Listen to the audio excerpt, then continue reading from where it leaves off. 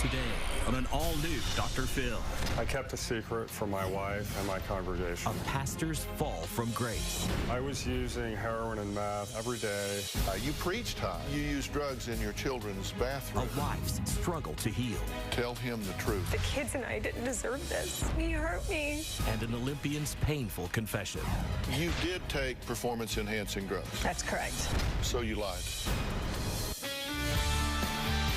This is going to be a changing day in your life. Have a good show, everybody. Here we go. It matters to you. That's what I want to talk about. Are we ready in the booth? Let's do it. Go, Dr. Phill.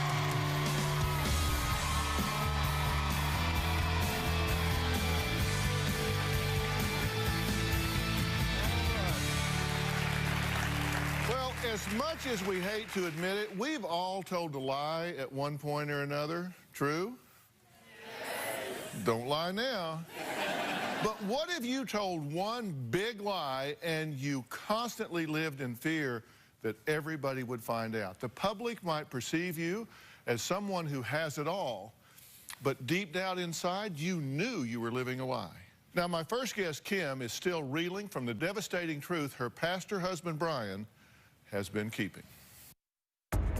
From the outside looking in, people think we live the perfect life, 5 healthy, wonderful children. Brian being in the ministry and a pastor, when in reality, it was all a lie.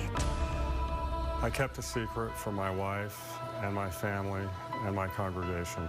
I was addicted to pain pills for 8 years. A year and a half ago, I switched to heroin and meth. I never thought anything like this could ever happen to me in my life. I felt like a hypocrite because everyone viewed me as a man of God. I was using heroin and meth every day, at least 4 or 5 times a day. I knew that he was taking pain medication for a back problem. I just assumed that it wasn't an issue anymore. This is the main bathroom that I used to come into to use. And I would turn the shower on. I would just sit down here, and I'd put everything out on the ground, and I would do my thing. This right here is my toolbox. I would hide drugs in there. I could put anything I wanted in here, and nobody would know it was here. In the morning, I would get in my truck. I normally would keep everything up here. The first thing I would do would be to find a spot to park. I would start to use my drugs. Then I would lay back and kind of let the initial effect wear off, and then I would head off to work. I felt like a fraud when I would preach sermons on medication. I counseled people when I was using heroin or meth. 2 months ago, Brian was texting someone very strangely over and over, and he said that I wasn't allowed to look at his phone. I knew that he was lying to me about something. I thought to myself, what normal person does this? My priorities were so messed up, and I thought I have to have help. He then told me the extent of his addiction. He brought out all of the drugs and the different paraphernalia that he had, and he admitted everything. I was looking at a stranger. For the first time, I saw an addict, and that was very hard to absorb. I don't believe anybody in ministry has any idea what was going on with Brian. No one knows. I think when people find out, they're going to be extremely shocked. I checked myself into rehab. It was some of the darkest days in my life. My life's harder now than it was before I went into rehab. It's like walking on a tightrope. There is no room for mistake, and if I slip up, it's over. I feel like the last 10 years of my life have been a lie. I have a hard time trusting Brian. If he does use again, I can't stay. So, where are you with this now? And what is your hope? What do you want to see happen? I really want restoration for my family. He knows that if he uses again, I won't stay. For now, if he's willing to fight and stay clean, then I will stay for our children, for myself. For him, I love him. But it's hard to realize how many years have gone by that there were lies, and What is your question for me? I just don't know where to begin the healing process. You know, I've carried the weight of my family for years, not really knowing, but now looking back, I realize that. I haven't had time to grieve or absorb my reality, because what I knew as my reality wasn't real. So how do I move on? You know, I have consequence from the addiction to pick up: our business, financial, our children, our marriage. I have to get to know him again, because I don't really even know him. Where do you come down in all of this now? What do you want to see happen? What's your question for me? I want to see my family restored. I want to fight this thing with everything I have, and I know that for years I've been managing all of my feelings and emotions, whether good or bad. I've been medicating, and that's how I've managed for this amount of time. And now I'm in a position where I have nothing to manage those feelings with, and I'm scared to death that I will lose everything because of it. You understand there's been tremendous collateral damage just beyond the drugs, because with the drugs, particularly in the fact that you were in the ministry and that you were looked on as a spiritual leader and a guide, and I'm sure counseled parishioners, I'm sure, about drugs and kids and things across the years. That's the problem with drugs, particularly in your role. There's a lot of deception that goes with it. I mean, you use drugs in your children's bathroom. Yeah. Upstairs in the house, and you lied about that, right? You took a family out to dinner, and you thought, we're all out to dinner. You know, we're all sitting down here having a nice dinner, and he's going in the bathroom and getting high. Yes. Right, and so now you look back on that and say, I can't even trust that. That time that we had as a family having dinner, he was actually going in the bathroom and getting high. Yes. So that's the sense of betrayal that you feel. Of course. You preached high. On pain medication. Yeah. You counseled people high. And the community knows nothing about this until this show airs. Absolutely. Right. So people are going to Be very shocked, because we look like the perfect family. I mean, our kids, we have 5 healthy children, what I thought was a really good marriage. We appear to have it all together, but I think a lot of us do that. We wear a mask every day. We act like everything is okay. Why choose this particular forum to do this? Because it is happening everywhere. And it's happening to your neighbor in the suburbs, and people don't realize it, and no one's talking about it. When I thought of a heroin addict, I've never been in this drug world. I thought of somebody with scars on their face, no teeth. It wasn't the picture of a pastor.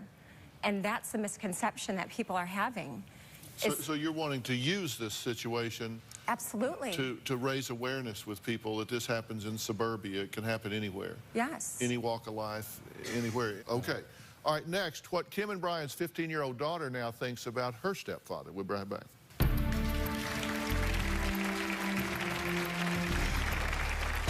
I never thought this could happen to somebody in my family. I was really shocked. Julia had to be that person I could lean on. It's really hard to see my mom like that, because you know you just can't fix everything. Monday on an all-new Dr. Phill. They've dated for over 3 years. I want to see a ring on my fingers or goodbye. He says he's not ready. I've been burned. I do not want it to happen again. Will he commit or quit? You need to make up your mind. You gonna marry this girl? And a wedding shocker You found out you married somebody that was still married. with an unbelievable twist. Are you still intimate with him? That's Monday. Before I found out about Brian's drug addiction, I had a miscarriage. I almost died. And, you know, there were questions. Did I lose the baby because of the addiction? And that was really difficult to even think that that could have played a role in losing that child. So there's a lot of hurt. It's hard. It's hard. Kim feels deceived by her pastor husband, Brian. Now let's see how their 15-year-old daughter has been affected by all of this. Julia, our oldest child, understood what was going on. She had to be that person I could lean on, and that was a lot of pressure for her. I never thought this could happen to somebody in my family. I was really shocked. Why would he do that to our family behind closed doors? We have a lot of secrets, just as everyone else does. Before I found out about my dad and drugs, we didn't really see eye to eye all the time. He would forget things sometimes, so we had a lot of arguments about that. It's hard to just jump into being buddy-buddy and be like, oh, it's okay. I can't really take back words that were said. It was really hard watching my mom go through everything. Sometimes when it was just me and her, then she'd cry in front of me, and that was when I think we need each other most. It's really hard to see my mom like that because, you just can't fix everything.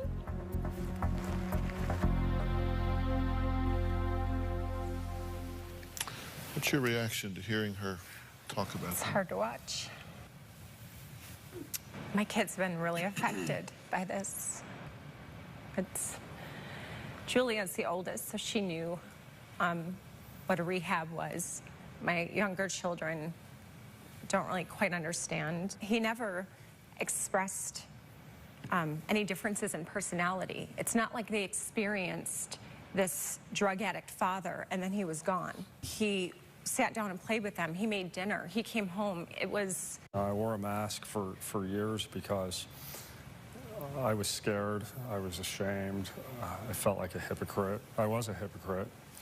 And I knew once it progressed to the heroin and meth that if she found out that I would lose everything. I would lose my wife. I would lose my kids. I've often said addiction is a family disease, and I hate that your 15-year-old was pulled into this. The night he left, I just laid on my floor and cried. And I looked at all 5 of my children snuggling my bed. And I had no one. I didn't know what to do. I didn't want to lean on her, but she was going to be there with me with the kids. She knows what's going on. And I did try to hide my feelings from them. I did go away because I didn't want to be strong for them, but it was very difficult. But she sat up nights with you. She did. And you cried, she wanted and you to know. talked. She wanted to be there for me because she knew that I was going into my closet and crying when the kids would go to bed so that I could make sense of it all and find peace. We're using this situation to educate others. Yeah. Then I got to tell you, you don't ask children to deal with adult issues. I agree. As overwhelming as it is to you, can you imagine what it's like to a 15-year-old or younger that doesn't have any ability to make a decision to leave or to stay or to cope or to not? I mean, they're helpless. They're in a situation that they have no power to change it, but yet they have the burden of its reality. And that's the worst situation that a child can possibly be in. Just in that moment, I don't think you really think things through because... I said you do what you know how to do at the time. And let me tell you something about him. I don't know whether you're going to remain clean and sober or not at this point. Neither do you. Right. That's a day at a time. What I can tell you is that this is a serious disease. It is resistant to treatment. It is subject to relapse, but it is manageable. And because of what you were using, the opiates you were using, the meth that you were using, you have brain damage. Yeah. You have brain damage. It may take 18 months or more for it to heal, if it does. Right. He's not back. I see pieces of him. But he is not back yet. I know. He's going to question his relationship with God. He's going to question his spirituality. He is going to find a difficult time remembering certain things. I'm talking about you like you're not here, but I'm just telling you that this is the reality. He has brain damage the same as if he'd gone through a windshield of a car. So you have a tough road ahead here, and you are subject to some real serious emotional problems because of what's happened. You've had some vulnerable times. You've been through a miscarriage. 6 weeks before I found out. 6 weeks before you found out. And I was 4 months pregnant. Mentally, emotionally. I mean, when you're 4 months pregnant and that happens, that is, the impact on your body is huge. The impact on your mind, your emotions, your hormones are huge. Then, 6 months after that, he comes in and says, oh, by the way, your entire existence, it's a lie, it's a sham, I'm a heroin addict. Okay, so this gets dumped on you. It gets dumped on you, and you're saying, oh my gosh, what next? Well, and that's how I feel. I feel like every day I wake up and, you know, I get dressed and I look like this and I try to keep going on, but I'm tired. And it's hard because I know that I'm trying to be strong for my kids, for Brian, but I haven't really had a time to grieve. And you haven't given your feelings a voice in all of this. Now, when I come back, I'm going to give Kim an opportunity to do something that is critically important in putting her foot on the road to having this family get a chance to return to some degree of normalcy. We'll be right back.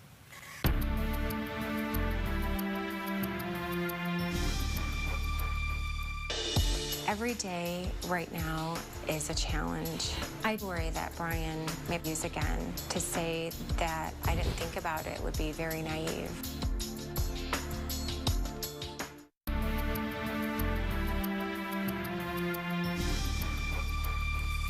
I'm back with Kim and Brian. Now, this is a family that is spinning at this point because after 10 years of marriage, Kim has discovered that her pastor husband, Brian, is in fact a drug addict. Kim, I'm going to ask you to do something very important right now. I want you to look Brian in the eye, and I know that's hard to do. Yeah. I want you to look him in the eye right now. Don't look away. Just look each other in the eye. And I'm going to talk to you, but I don't want you to look away. Don't look at me. Because once you found out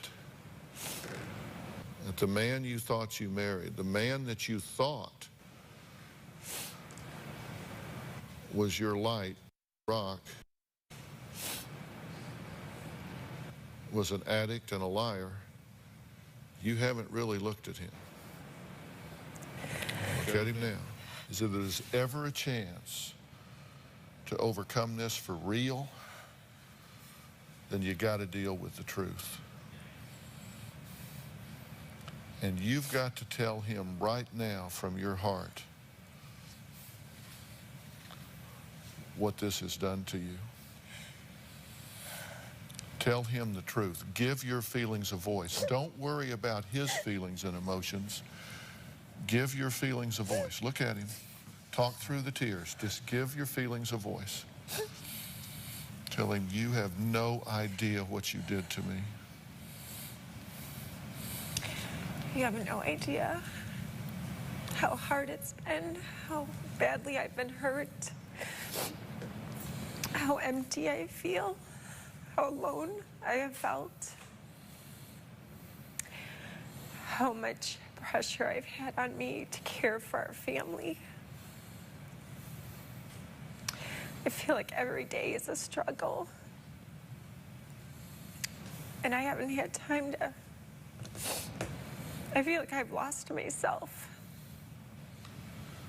because I've lost you. Don't talk from your head. Talk from your heart. Tell him what he did to you. He hurt me. Tell him, say, how dare you do this to me and our family? How dare you? He betrayed us, our trust, our children. I just don't know how you could have done that to us. I try to make sense of it because I think initially you blame yourself that you're not enough, or the kids, and you ask yourself why. But I need to know the answer to that. I feel like I'm constantly asking myself, why did you hurt us so bad? Tell him what he took away from you.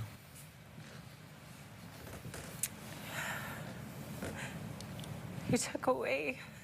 Don't say he, tell him. You took it from me. Tell him. You took away our marriage, our family, our trust. I just want you to know I'm not gonna stay. If you use again, I won't, and you know that. No. You know, you've taken so much from me and the kids, and you really have to own this. This recovery is yours. This is your addiction.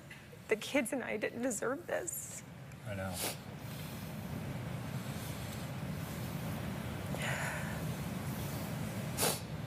Tell him what you want.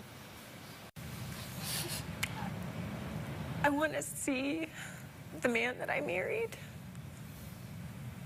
I want to see you in your eyes again because you haven't been there for so long. I want to see the father that I know you are. I know you love those kids. I know you're an amazing husband, friend, but I know the addiction is taken all of those things and has brought a new person in our life. I want us to have a life together where we can laugh and have dreams and goals and not just exist. I feel like my life right now is just existing, and that's hard. Tell him you deserve better. And I deserve better. I know I do. No, you do. The kids deserve better. Do you believe he can do this? I know he can do this. He knows that I'm his biggest supporter in life. I know the man he is. And I know what addiction has taken from it, stole from his life. But I know what he can become. I've always believed that. He has great things that he's going to do. And that's why I'm here. Tell him I believe in you, but you got to show me. I believe so much in you. You know that. I believe in you more than anybody in this world. But you have to prove to me. Trust has to be earned. It is something that's going to take a long time. And this is something you have to do on your own. I can't do it for you. And that's very hard for me, you know that, because I like to do everything for everyone. But this is the one thing I can't do for you. You have to want this. We'll be right back.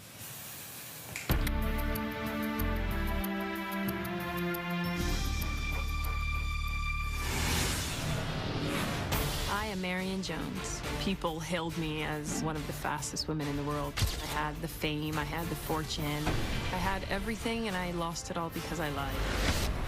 It is with a great amount of shame that I tell you that I have betrayed your trust.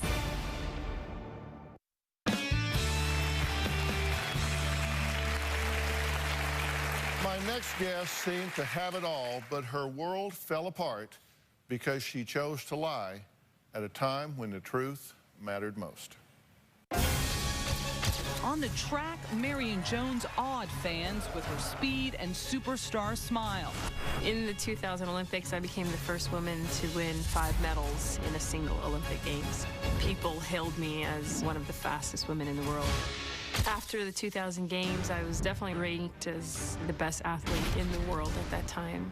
I won pretty much every race that I ran. I was world champion in the 100, 200 meters. I was on the cover of Time magazine. I was Athlete of the Year, ESPY award winner. I had the fame, I had the fortune. Everything seemed to be going in the right direction.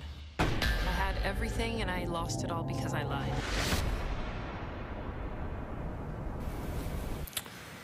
In 2003, Marion was subpoenaed to testify in a federal investigation into illegal steroid distribution. Now, she was granted immunity from prosecution. It's called Queen for a Day, but she had to tell the truth. I was given performance-enhancing drugs, and unbeknownst to me, they were what was termed later as the clear, or THG. I was subpoenaed by the federal government to be a part of the investigation into Balco. Towards the end of the interview, they pull out this little vial. It has a substance in it. At that moment, I realized that what he's, shaking in front of my face is something that had been given to me. In the blink of an eye, I thought about the years and years that I had trained. I thought about the lifestyle that I was living. If I told them that I had been given this substance, all of it could potentially be taken away. The federal investigator asked me about the substance and if I recognized it, and I told him that I didn't, and it was a lie. He asked me if I had ever taken a performance-enhancing drug called the Clear, and I told him no, and that was a lie. He asked me if I had ever taken any performance-enhancing drug, and I told him no, I hadn't, and it was a lie. Okay, now Marion has written a new book describing her fall from grace and her journey to rebuild her life, and it's called On the Right Track. So welcome, Marion. Thank you. Please. Thank you.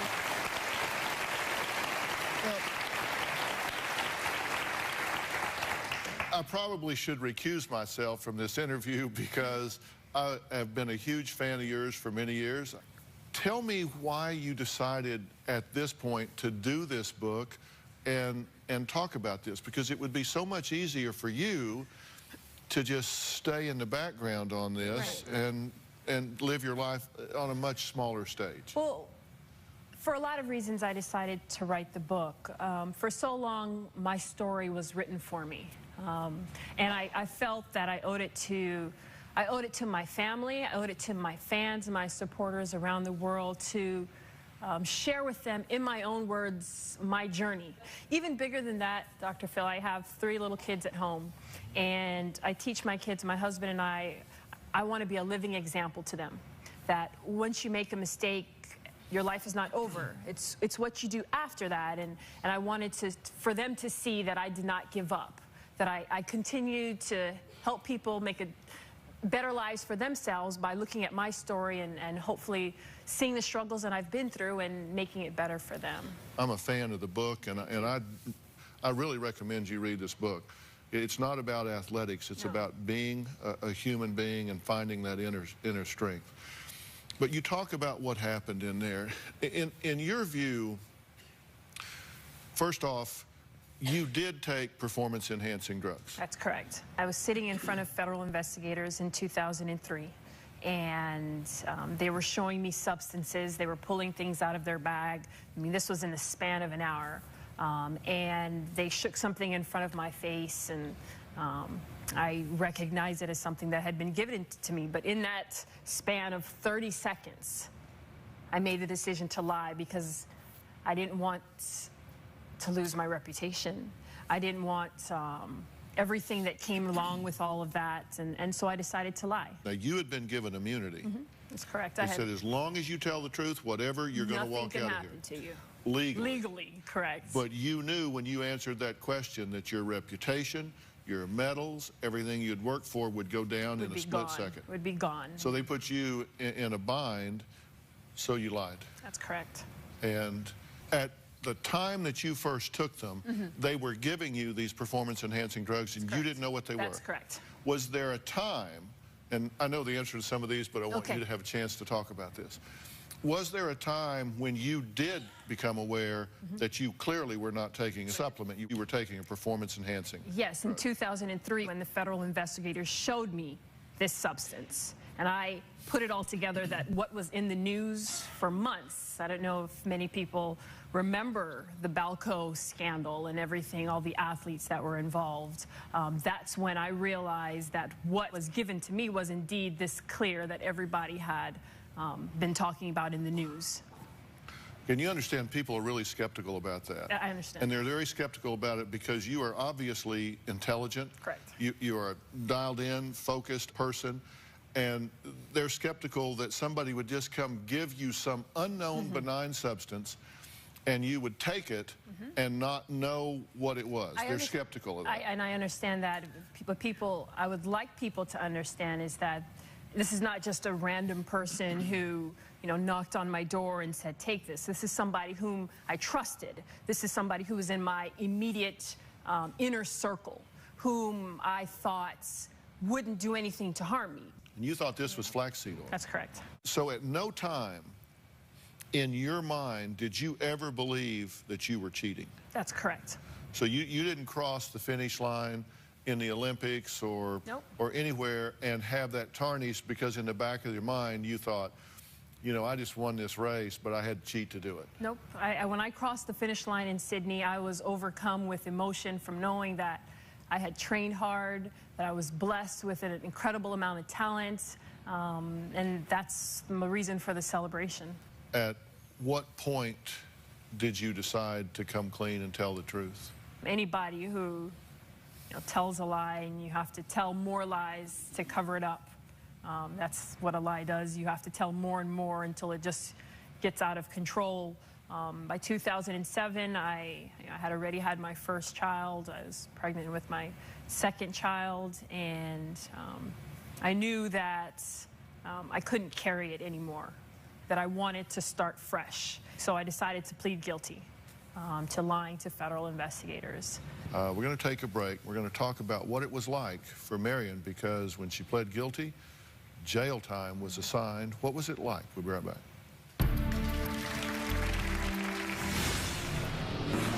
March 5th, 2008, I walked inside of Carswell Federal Institution. I was a prisoner. Carswell smelled like a sweaty locker room that ended up in a public restroom. My time in Carswell was definitely the next step to hell. Monday on an all-new Dr. Phill. I want to see a ring on my fingers or goodbye. After 3 years, You can either commit or quit. is he ready? You going to marry this girl?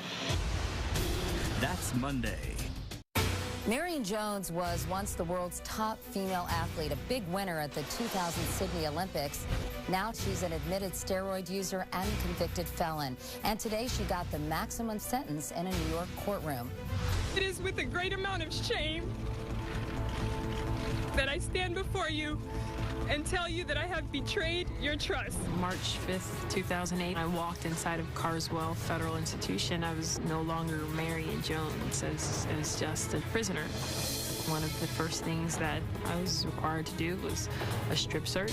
Carswell smelled like a sweaty locker room that ended up in a public restroom. Many nights I could not sleep. I feared for my safety.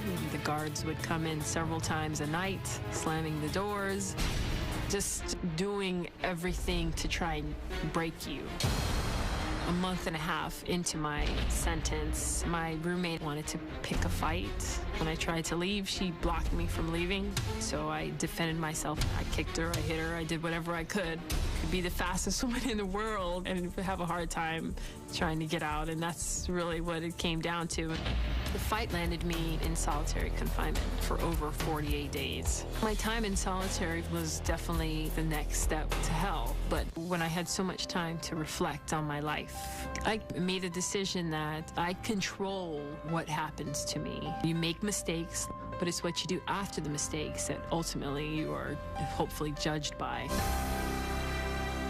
Well, Marion's written a new book called On the Right Track, and you talk in the book about the fact that you think, as terrible as it was, that this was actually a blessing for you. Yes, no doubt. Why? Well, I tell people, Dr. Phill, that very few of us as adults get an opportunity to spend so much quiet time reflecting on who we are. Well, I had 6 months of nothing but my thoughts, figuring out who I was, who I really wanted to be, and I don't think I would have, I say it's a blessing because I don't think I would have come to that point if I hadn't have gone to prison. I don't think I would have been in a place to really prioritize my life and figure out what's important and what's not important, and that life is not about sport. It's about how you can give back, how you can help, and I had to be put in prison for 6 months to realize that, but in a way I'm glad I did. Sure, I know that I wouldn't have gotten to where I am today without having gone through that. Would it be a worse transgression for you to have cheated in the races than it would be to have lied to the federal prosecutors? Yes. And I say that because, you know, God has given me this gift and this talent, and to have done something knowingly I think is worse. You know, a lot of people might not be happy to hear it than to have lied. Skeptics will say, you know, it's one thing for her to say, yeah, she lied about something she didn't know about, but she will never, ever come clean and admit that she cheated. And you are clear. There is no equivocation in your mind or voice. You never consciously made a decision to take a performance-enhancing drug. 100% clear. And I tell people this, that I paid the ultimate sacrifice. Like, I have spent 6 months in prison, Dr. Phill. I have, my reputation has been dragged through the mud. The fame, the fortune, all of that is gone. And now I'm at a point where how can everything that I've done, how can it help change the lives of people? How can it help people make better decisions? And I feel blessed that I've had the opportunity to get back into sport now and hopefully inspire and motivate people. I mean, this past season, I played for the Tulsa Shock. I was a 34-year-old rookie with 3 kids, and having been through everything that I did, and people ask me, why did I decide to go back into sport? Why did I put myself out there again? And I tell folks, I say, you know, I hope that when people see me on the court, I inspire them that whatever they're dealing with in their own life, whether it's divorce, loss of job, death in the family, if they see me and everything I've been through and I can turn my world around in 2.5 years and be a rookie in the WNBA, that anybody can change their situation around. Well, I have a problem with what happened at the federal level because I think there can be an abuse of authority. And I think if federal prosecutors can get somebody in and say, okay, we're going to give you immunity against any legal consequences here, but the questions we're going to ask you can cause you to incriminate yourself hugely in every aspect of your life, you're between a rock and a hard place at that point. So it's like either ruin your life or go to jail. Ruin your life or ruin your life. Yeah, exactly. I mean, there's nowhere to turn, there's nowhere to run. And I have a problem with that. Life is good. Yeah, life is so much better. You know, things are in order in my life, and I'm really on the right track. I see my message and what I've shared with people. I see people get it, that when encountering difficult situations in your life, that you need to take a break. That's what I tell people. Consult somebody with life experience who will give it to you straight. Like, Dr. Phill, that's not a good idea. You know, think it through. And then make a wiser decision. You're making it work, and I'm proud of you for doing it. And I'm proud of you for writing this book and coming here and talking about it as well. Marion Jones, thank you so much. Are there ways to spot a liar? I'll tell you what I think when we come back.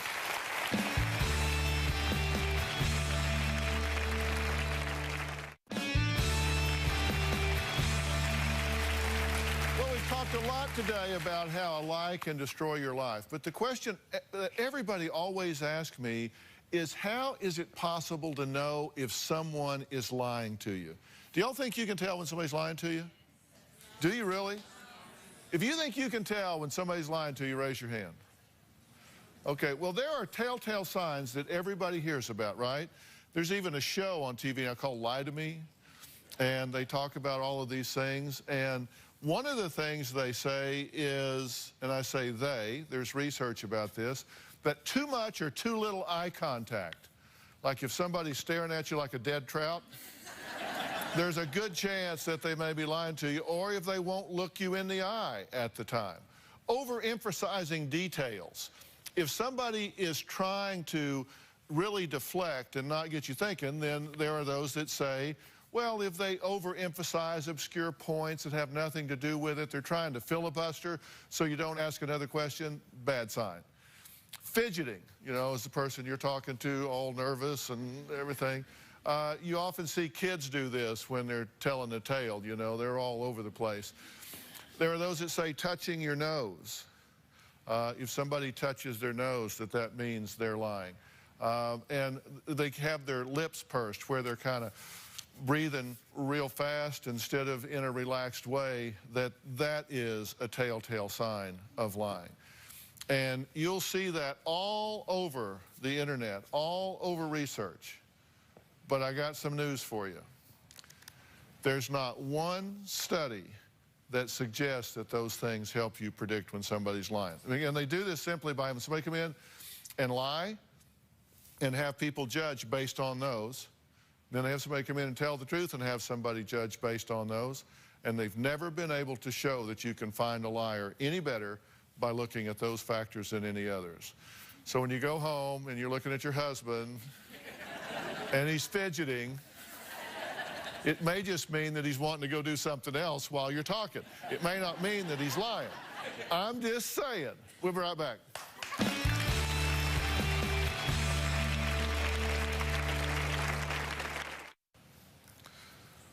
Now, Brian, I just had you and Kim sit down and I had you listen. I didn't ask you to say anything. I had you listen because she needs to give a voice to her feelings. And there's something else that I'm going to ask you to do. Okay. Dr. Urschel is the chief medical strategist for interhealth.com. And he is an addiction specialist that is world-renowned. He's in Dallas, Texas. And I'm going to ask you to fly there and sit down with him because I want him to medically manage your cravings because I think he can take those cravings away 95+% and give you a huge leg up on getting through this first period of time. Thank you. You need to be involved in Al-Anon. You need to be there, I mean, with religious commitment. And we're going to offer whatever resources to you we can for you and for the children to get through this. We're closing ranks around you guys, okay? We're going to turn this around because you deserve to have what it is that you want. So we're going to make those resources.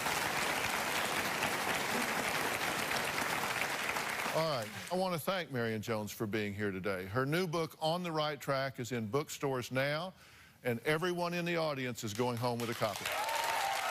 Thanks for being here. So long. Thank you all.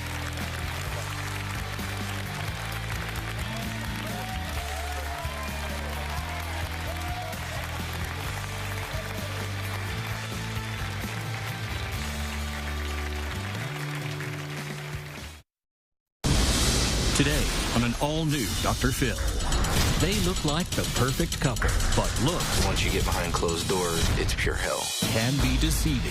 You say that you physically cheated on Mandy twice. Yes. Keep sexual videos on the computer that your daughters use. The accusations.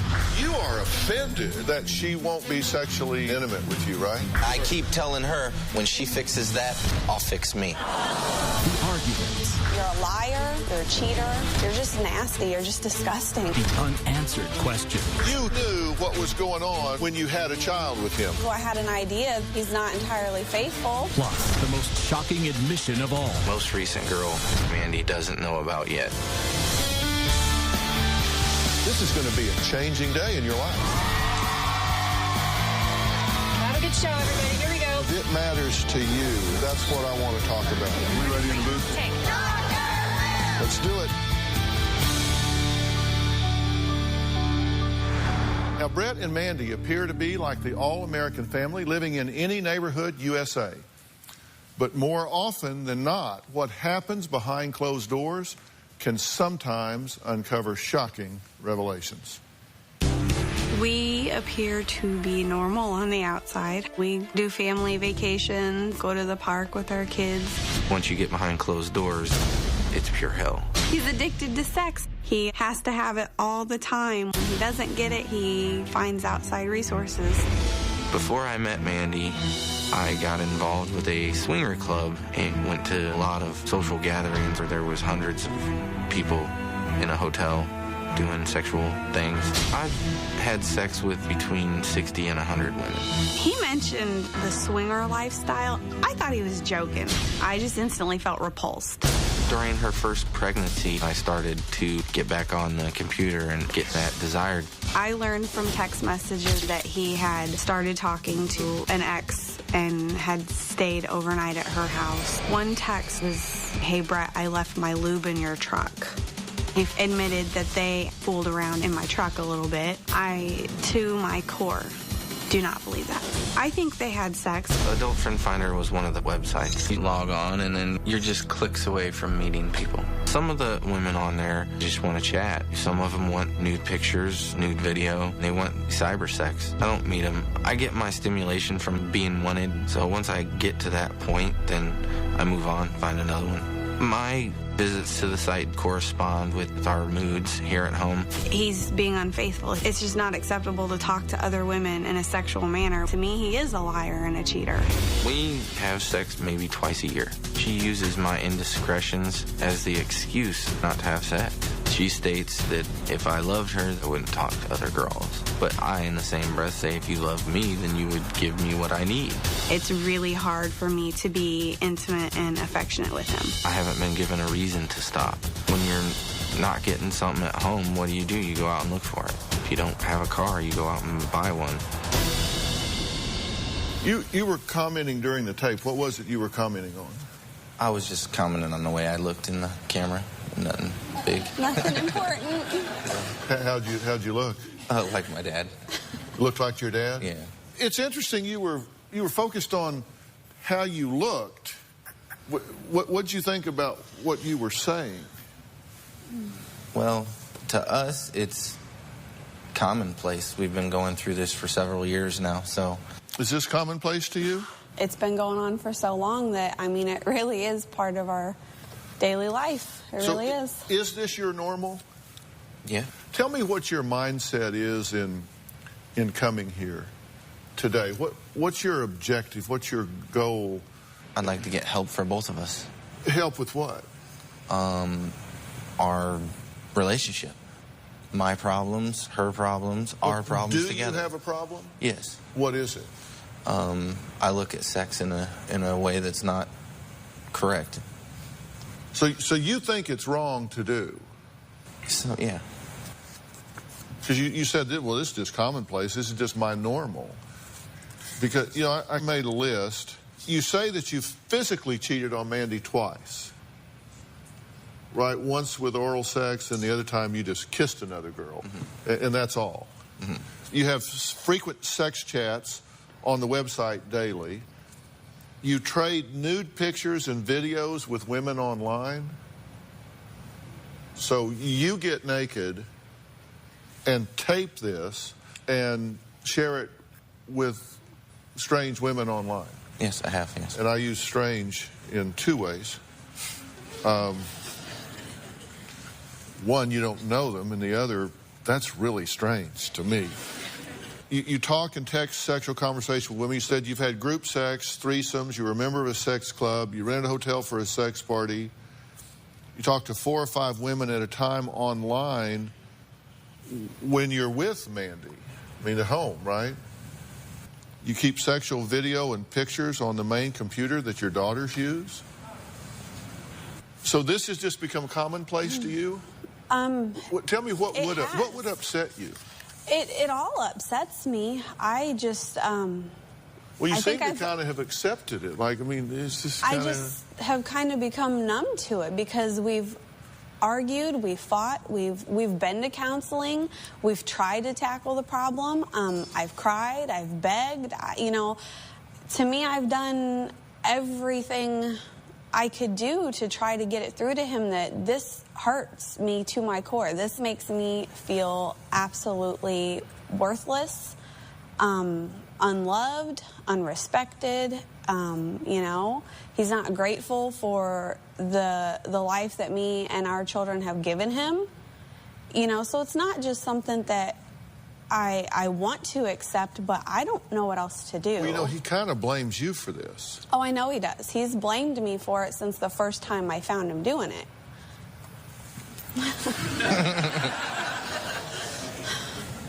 Really? I take the blame, too. So don't say I put full... Up until a very, very short time ago, he didn't take the blame. It's been a long, hard road getting him to even admit that it was wrong. Well, do you think you have an addiction, a sexual addiction? Some days I do, some days I don't. Really? I mean, some days you think it, or some days you have it, and some days you don't? No, some days I think it, some days you know. Okay. Because if you have a sexual addiction, then it wouldn't be about her. It would be about the addiction. It was there before I came along. But weren't you doing this before you met her? Yes. But I also So how is that stopped my fault? when we met. No. When I moved to Wyoming to be with him when we first got together. And within a month of me being there, I found chats with girls. It wasn't like over the top sexual, the few that I found. It was just kind of like having another girl to talk to, maybe in case I didn't actually move out there with him. So me being a trusting person, and you know, I said, okay. Wait a minute. Come on. Let's just get down to it. You fully knew what was going on when you had a child with him, correct? I wouldn't say I fully knew. I had an idea that, okay, he's not entirely faithful. Yeah. And yeah, I look at it now, and I should have packed my stuff and ran. I should have. Well, that's what I'm asking you. What would upset you? You had a second baby with him after you knew everything he was doing, right? What would have to happen for you to say, you know what, I need to move on here? I don't know anymore. I really don't. I don't know what would make me that upset to say I got to move on. And you are offended that she won't be sexually active and intimate with you, right? Yes. Do you reckon that the fact that you're trading nude pictures and videos with women online and going through all of this stuff might be kind of a turn-off? Might be. But at the same point, this is all more recent than the sex stopped. Yeah. But that kind of started registering in there as soon as you came to Wyoming, right? It did. I mean, come on. Let's not get hung up on a timeline here. I mean, come on. Are you really here to say that this is her fault? That you're doing this because she withholds intimacy? Well, no, not exactly, but as part of the problem. So if she was sexually active with you, you would cut this in half? That's not 20%, 30%? What would you do? I'd knock it off. You wouldn't, though. It doesn't matter. It doesn't matter if we have sex 10 times a day. It astounds me what people define as okay. All right, we got to take a break. Brett admits that he's still lying to Mandy. He has something important that he needs to reveal when we come back.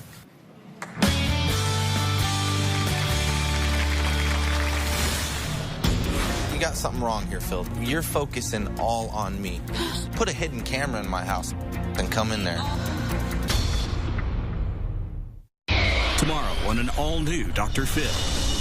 Is this the most selfish woman in the world? You took your children's beds. I took one bed. Her daughters think so. Did you show up at her wedding wearing a white dress? I didn't know it was a problem. I was in pain. I decided I believe. All you're talking about is me. Selfish people. I was a great mom. She has a mental problem. She does. That's tomorrow. We have new details in tonight's breaking news.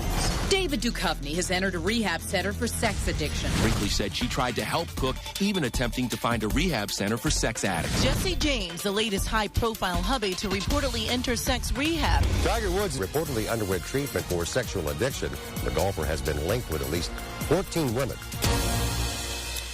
Well, those are just a few of the high-profile celebrities who made headlines for cheating on their spouses and claiming that it was because of a sexual addiction. Now, I'm here with Mandy and Brett. You say sometimes you think you have a sexual addiction, sometimes you think you don't. Mm-hmm. When you think you don't, what's your explanation for your behavior? Usually her. Okay, so sometimes you think it's an addiction and you just can't help it, but then on the days you think, well, I'm not really addicted, I'm just doing this because she made me do it by withholding herself from me. So what's a guy going to do, right? Yes. I'm just going to get online and send some naked videos. Mm-hmm. Yes. No, I mean, seriously, I'm not making light of it. That's your logic. I'm trying to get to your logic here. That's my logic. Does that work, by the way? Yeah. Sending naked videos? I mean, what do women do when you do that? want to meet. Really? Yep. That's generally where I stop it. Because I have to say, if I was trying to connect with a woman, I think sending her a naked video would probably be the last thing I would do. I mean, seriously, I mean, who? I mean, like,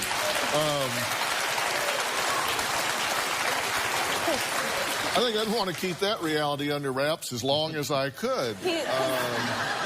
So they send them back, and then what happens? I'll chat, you know, email back and forth, and then they want to meet, and then I stop talking to them. You just stop talking to them. Well, okay, Brett claims he has a confession that he needs to tell his fiancée. Let's take a look. I'm on Adult Friend Finder at least once every day to every 2 days. The most recent girl, my fiancée Mandy, doesn't know about yet. We've been texting for about 3 weeks, 4 weeks now, and we've traded pictures. They are graphic pictures. It's starting to get to the point where this girl wants to meet. I get my fill from being desired and wanted by another girl because I don't get that at home. I don't know that I even care if she got mad or found out. What are you thinking right now? It makes me truly sick to my stomach that you can sit and watch me and your kids and act like you're a good dad, act like you're a good, you know, husband, family man, and you're just nasty, you're just disgusting. You're a liar, you're a cheater. I don't think you would know the truth if it drop-kicked you in the teeth, Brett. It's not just me, it's the kids. They're going to find out what kind of person you are eventually. And they're going to look at you and be as repulsed as I am one day. So I keep asking you, is there a point at which you say enough is enough? I want to say enough is enough. I really do. Because what he wants you to do is to start having sex with him on a regular basis. Yeah, what he wants me to do is, he just, wants me to be naked all the time. Yeah, that's what he wants. And you suggested that maybe she get involved with somebody else. It's not just sex. It's a general happiness level. The minute she got pregnant, she changed. You were into this nasty life before I ever stepped into the picture. You would be doing this to anybody. I had previous relationships where I stopped, so I know I can if I'm happy at home. So if she would just be a better wife, you wouldn't do this? Pretty much, okay, yeah. And you, pardon me? So pretty much that's his theory. But your theory is that she's negative, cold, bitter, frigid. You have a whole list of I am negative, cold, bitter, and frigid because you have done nothing but lie and cheat on me since the day I moved across country to be with you. Okay, then why did you? I mean, look. Because I honestly, I just didn't know that that's the kind of person he was. And the first time I found the stuff, I just let it go. I didn't think it was anything to worry about. I just have to kind of take the Dr. Phill hat off for a minute and just kind of be commonsensical. Okay, no, listen to me here. Sometimes common sense just isn't common enough. So let's just get common sense here. You're a very attractive young woman, right? Well, you all agree she's a very attractive young woman? Seriously. You're obviously intelligent. You're very articulate. So you pick up and move to Wyoming to be with him, and you get there and you find out, whoa, this guy's got a history here. He kind of gets involved in some quirky stuff. Now, along the way, his strategies have been, maybe you should have an affair. Maybe that would get the juices flowing. Yep. You've suggested that maybe she participated in some threesomes. You would like that, right? At first, yeah. Okay, so these are his strategies, his relationship strategies. Was there ever a point at which you said, you know what, I need to get my stuff and get the hell out of Wyoming. I need to go back wherever I was. You know, in life, you just kiss some frogs along the way. And so you went into this thinking it was one thing and you found it was something else. and you've not been highly motivated to change this. I mean, what you basically say... You got something wrong here, Phil, though. You're focusing all on me, and you're sitting here saying, she's articulate, she's this, she's that. Put a hidden camera in my house and come in there. We all have flaws, and I don't dispute those. I'm not focusing all on you. In fact, I wasn't even talking to you. I've been spending all the time talking to her. Here's what you said.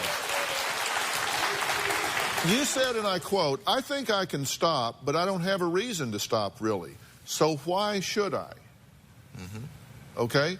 So you're saying because of who she has become, there's nothing here to save. So you might as well do what feels good to you, right? Mm-hmm. That's your point. Mm-hmm. Okay? Now, if what you're saying to me is that I'm being one-sided and unfair here because I think it's dysfunctional for you to be in a committed relationship with a woman and children and to be sending naked videos of yourself to strange women on the internet, and if you think I'm being biased that that's not okay, then guilty as charged, because that's not healthy. It's not okay. No, I wasn't talking about that. That's not okay. So you don't like the fact that I am saying to her that she actually isn't worthless, does have some self-worth, does have some self-esteem. That's offensive to your sensibilities for me to say that to her? No. What part of that was offensive to you? The fact where you were sitting there saying this and that and giving her all these compliments. Well, you don't live in our house. You don't see what she yells at our kids. You don't see the attitude that's dropped on a daily basis. You don't live in my hell.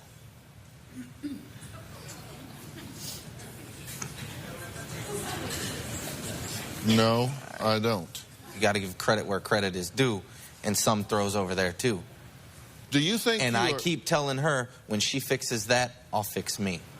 You had this problem before I came along. This was there before I came along. So was your problem because of your ex. Do you think you're on a daily basis? Do you think you have an arrogant attitude about this? Very much. Now I do.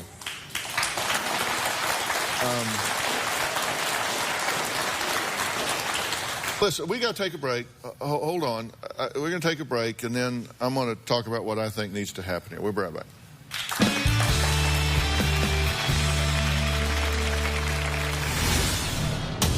I am a frigid bitch, but what you don't get is I have to deal with you being a disgusting liar.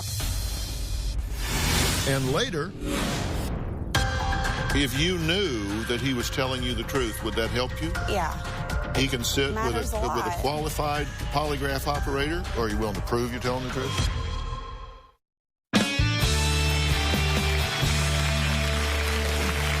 Well, I'm back with Mandy and Brett. Now, she is his fiancée. They're not married, although they have a child together, and there's another child in the home as well. Your position, as I understand it, and correct me if I'm wrong, is that she's conning me. That she's here all fluffed up and cute and being real conversant and all of this kind of stuff. And I don't get the fact that she's a whole other deal behind closed doors at home. Oh, I can promise you that.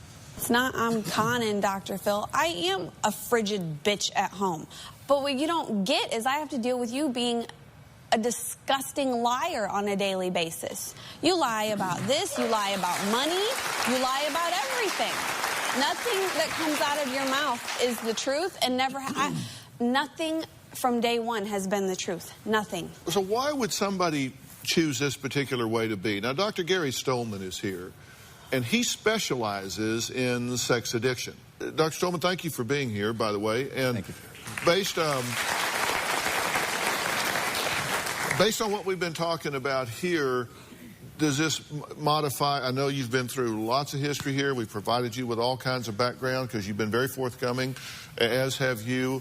Based on this conversation, what do you see? What do you want to say? What often happens is when somebody is a sex addict, as I believe Brett is, the way that they deal with their emotions, because they don't know how to deal with it or they don't deal with it directly, is by turning to the one drug of choice that they have, which is sex. Looking outside the marriage for sex is no way to solve the relationship problem that you have with Mandy. I believe that you have a sense of entitlement, that you have a right to do this, and sometimes a sex addict will find somebody who does not provide them sex or who provokes their partner to not give them sex so that they could then have an excuse to go out and act out sexually, as they had done before they met their partner. Bottom line is the two of you need to get together, I believe. They need to talk about these issues in a therapeutic environment, and the sex addiction issue needs to be dealt with. Let me tell you what a lot of women think. A lot of women think, this is just real handy. It's kind of like the devil made me do it. It's like, I'm an addict. I can't help myself. Right. And it seems like this always comes up when they get caught. I didn't see Tiger presenting for treatment before he got caught. Right. But then when he got caught, it's like, oh, well, I'm an addict. I mean, how do you sort out this being an awfully handy excuse with being what's really, in fact, going on? Well, when a person is actually a sex addict, they engage in those behaviors in spite of the fact that it's harmful both to themselves and the people that they love. They often claim that they have control over it, and in fact, they're out of control. They may stop for a month or so, and as Mandy said, you know, even if I walked around naked, he'd still be doing this, and not that she's going to be able to do that. So bottom line is the sex addict will engage in these behaviors in a very harmful way in their lives. Could you stop this if you wanted to? You said you don't have a reason. With help. You don't think you could just stop it on your own? No, probably not. But if I had a support system, I know I can quit anything. Mm-hmm. So you think you could overcome it, but that doesn't mean you don't think that you have an addiction here. And I'm not sure addiction is the right word. It's certainly obsessive behavior. I would agree with that. And you understand that you're setting this up as a, well, if she would do better, I would do better. And it's that kind of standoff just doesn't ever work. No. Because while you're doing this, she's not going to say, well, I tell you what, I'm just going to seduce him. And we're going to just overcome this. That's just not ever, ever going to happen. Never, ever. I mean, there's under no theory under which she's going to decide that she's going to sex you out of this. I'm just being honest with you. That's not ever going to happen. So that means if this is going to change, you're going to have to take the initiative to do that, right? Which is why I wrote the show. Okay, and so if he did stop this completely and fully, if he was honest with you and forthcoming and said, you know what, I'm going to have an exclusive relationship with you and that's it, you would like for that to happen? I would, yeah. Are you being honest with her now?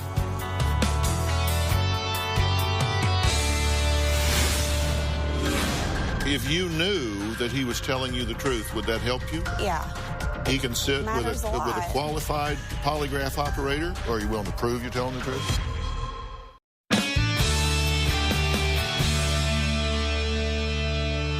Are you being honest with her now? Yes. So you haven't had sex with any of these women since you've been with her?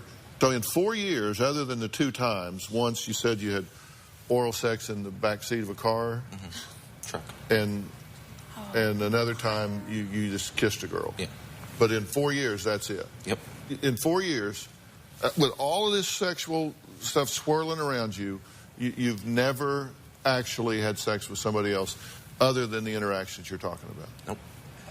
Do you believe that? No, I don't. I do not believe a word he says. Like it took him 4 years to be honest about oral sex. Would it matter if you knew that he was telling you the truth? Would that help you? If I knew he was telling me the truth, it would put my mind to ease a little bit, yeah. Are you willing to prove you're telling the truth? Oh, yeah. Bring it on. And because I don't want to mess with this if it doesn't matter to you. If it doesn't matter to you, I don't want to mess with it. If it does matter to you, then I'll give him a chance to prove it. I mean, he can. It does matter. He can sit with a qualified polygraph operator. They can ask him those relevant questions and determine whether he's telling the truth. And maybe, if he is, maybe you could go, okay, let's try to find a starting place here. It's going to put me to ease a lot to find out if he's truthful or not. And the man that will give you this polygraph is Jack Tremarco. He's former head of the FBI polygraph office. I mean, this guy's, he's serious as death. That's fun. I mean, he does.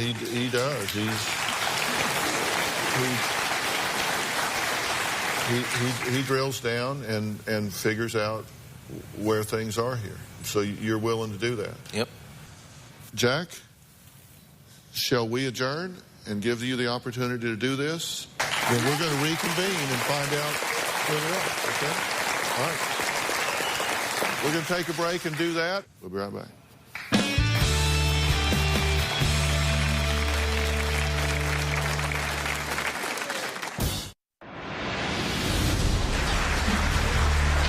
The reason I'm taking this is to prove to Mandy that I'm being honest. What I'm trying to prove is that I haven't cheated on Mandy other than what we've discussed and what we've already went through. The test will prove that I'm not cheating on her. If Brett fails the polygraph, I'm gonna be devastated. If he fails the polygraph, I'm ready to leave him. Well, that was Mandy and her fiance, Brett. Now, before we took a break, Brett agreed to take a polygraph test to prove once and for all that he hasn't had a sexual relationship with any other woman since his engagement to Mandy 4 years ago. She just doesn't believe him. And now, you acknowledge that there were 2 encounters that you had. Yes. So we've excluded those, right? Mm-hmm. And if he has been lying, if he has had other involvements, where are you? I'm done. I'm ready to just throw in the towel and walk away.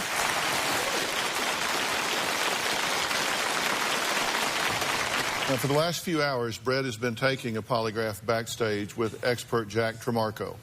Jack is a highly respected polygraph examiner who served as the manager for the FBI polygraph unit. Is he a fair-minded straight shooter? Yeah, good guy. Was it a fair test? Yeah. Was there anything that would affect it, good, bad, or indifferent, or was it, you have confidence in it? I have confidence in it. Jack, deck's clear. When I open this, you're confident in the protocol? It is what it is. Okay, but I mean, you feel confident that the test went acceptably within the protocol limits? Absolutely, yes. Okay, all right. Okay, well, the polygraph questions, number 1, within the last 4 years, have you had sexual intercourse with anyone other than Mandy? And your answer was no. And the result is that was deceptive. That was not true. Second question, since your engagement 4 years ago, have you had sexual intercourse with anyone other than Mandy? You said no, and that answer was deceptive. So according to this test, you're not being truthful. No. In response to this. I'm being truthful. Well, of course so the test is wrong. Yeah. The test is wrong. That would be why they're not held up in court. Yeah. Now, Jack, you followed a very specific protocol here, correct? I did. And just to answer that, polygraph is admissible in federal court. What is it that you think would have distorted this? Nervousness, the fact that my knee hurts from our flight yesterday. Oh, my God, Brett. Seriously? Well, listen, I haven't followed you around for all these years, 4 years, so I certainly don't know. I'm not saying one way or the other. But I asked you ahead of time, was there anything that affected the test? And you didn't mention your knee, and you didn't mention nervousness. So you felt like it was a good and fair test. But, look. Yeah, I still feel that way, but it's just wrong. I don't care what anybody thinks. What's your position on this? I can't take any more lies. I really can't. We're going to take a quick break, and I have a question for Brett that goes way beyond this polygraph and those questions. We'll be right back.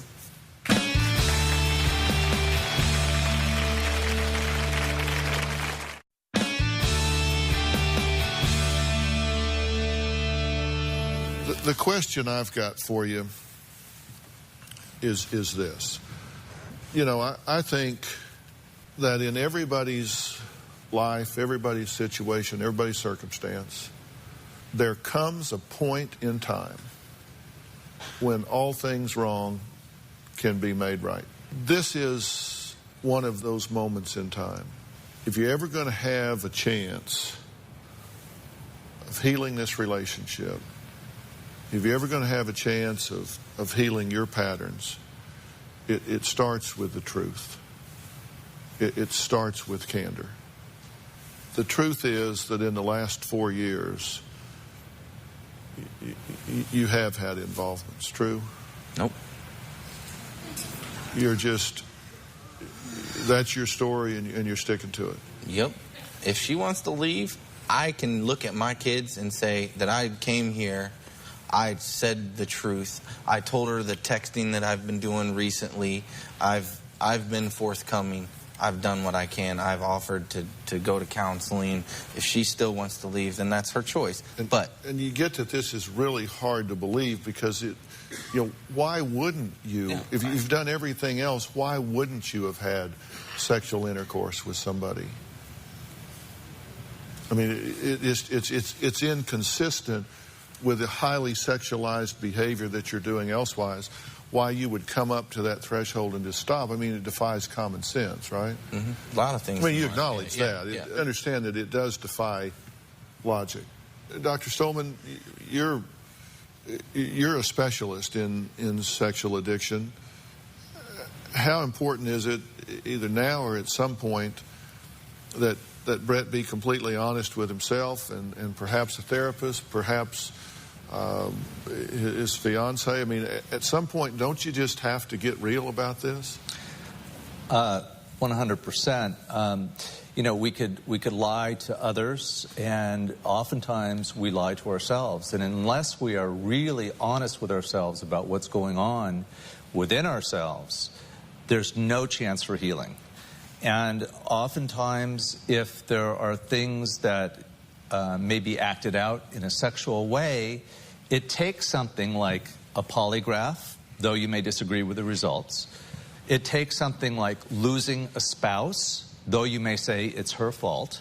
But it takes a crisis before you begin to acknowledge what's really going on in a relationship and acknowledge the truth of that and begin to heal it. So this can be a beginning, or it could be an end. Where are you at this point? I mean, I'm trying to help. I'm trying to get it on the table. And, maybe he's telling the truth. Maybe Jack Tremarco, after thousands and thousands of polygraph tests following a scientific protocol, is wrong this time. Maybe these tests are imperfect. Maybe logic should be suspended, and that you think a highly sexualized lifestyle and pattern would stop short because he said what he really desires. What he really wants is to be desired, not the actual act. I mean, maybe that's... But where are you, and what do you want to do here? Do you want to go home with him? I don't believe it at all. I don't want to go home and back to the same old lies and the same old, oh, she's never going to know. She's always going to stay, so I'll just keep doing what I want to do. I don't want that for me. I don't want that for my kids. Me and my children deserve a real man who is going to take care of us and love us unconditionally, whether they get sex 10 times a day, twice a year. Me and my kids deserve to be treated right. You have no right to stomp on somebody and treat them like they are a piece of garbage like you've done to me for 4 years.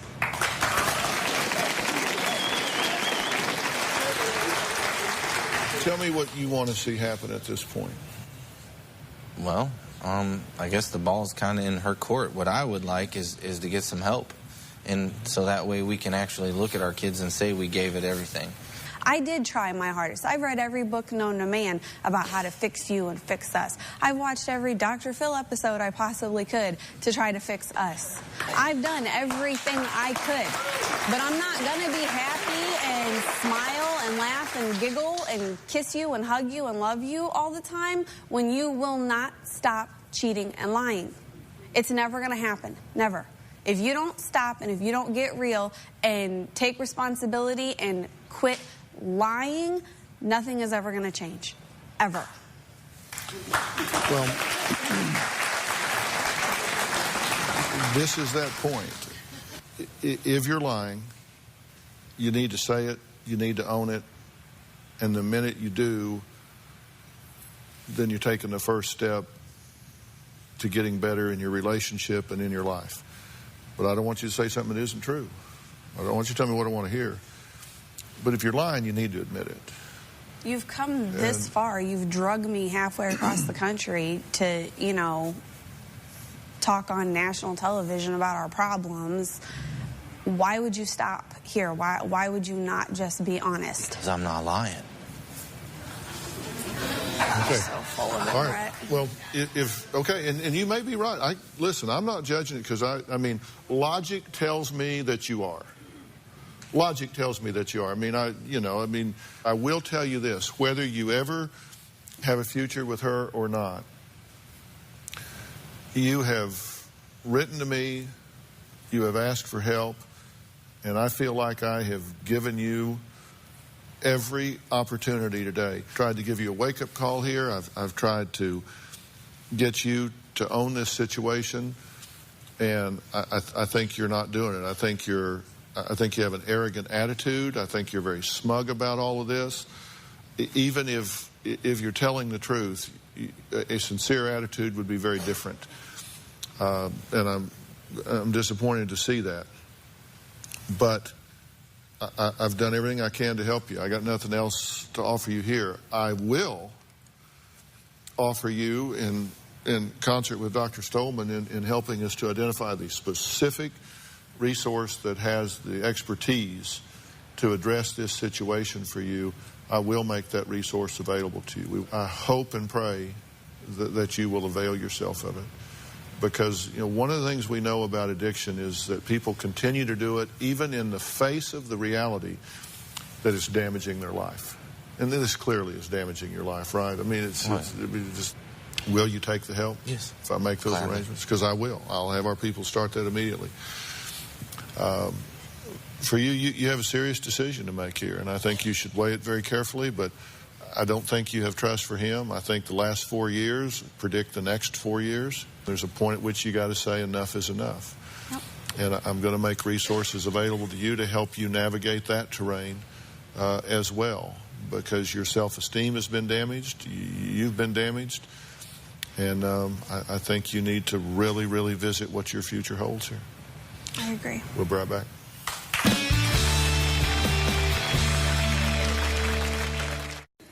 Well, I know I'm going to hear from y'all at home, and I do. Go to the message boards. I do want to hear from you. Special thanks to Jack Tremarco. Dr. Gary Stolman, thank you for weighing in on this. You truly believe there is an addiction problem here, right? Absolutely, yes. You do. Yes. And, but these situations can get better, true? Providing, as you mentioned earlier, a person faces the truth and starts at that point. Yes. Yeah, you got to be honest with yourself and others, and then you can change it if you acknowledge it, and then because there are treatments for this. Yeah, and if you don't acknowledge it, nothing's going to change. Yeah, exactly.